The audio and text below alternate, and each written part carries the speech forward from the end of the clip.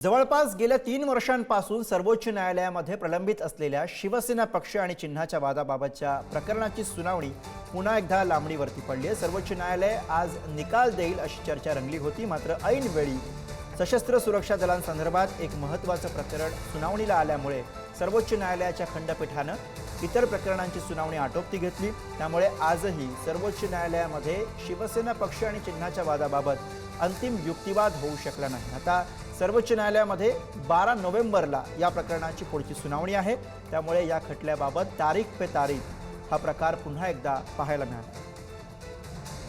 बोलणार कोर्टाविषयी इथं कुत्र्याच्या केसेसचे निकाल लवकर लागतात, कबुतराच्या केसेसचे लवकर निकाल लागतात, भटक्या कुत्र्याचे निकाल लागतात लवकर, कबुतराला दाणे घालण्याच्या विषयी ताबडतोब हेरिंग होती। परंतु जो शिवसेना पक्ष आहे, शिवसेना प्रमुख मान्य बाळासाहेब ठाकरे यांनी स्थापन केलेला, या शिवसेनेनं अनेक निवडणुका धनुष्यबाण चिन्हावर लढल्या, त्या शिवसेनेचं नावच दुसऱ्याला दिलं। याच्याविषयी 3 वर्षापासून शिवसेना न्यायालयात आहे, उच्च न्यायालयात आहे आणि 3 वर्ष याला तारीख पे तारीख मिळते।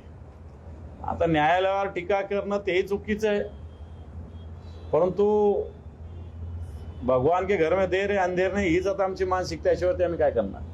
नाही बघा, आसन सरोदिनी तर काय उभाट्याची सुपारी घेतल्यासारखंच ते बोलतायत। त्यांना एखाद्या वकिलांसारखं बोलणं गरजेचं आहे।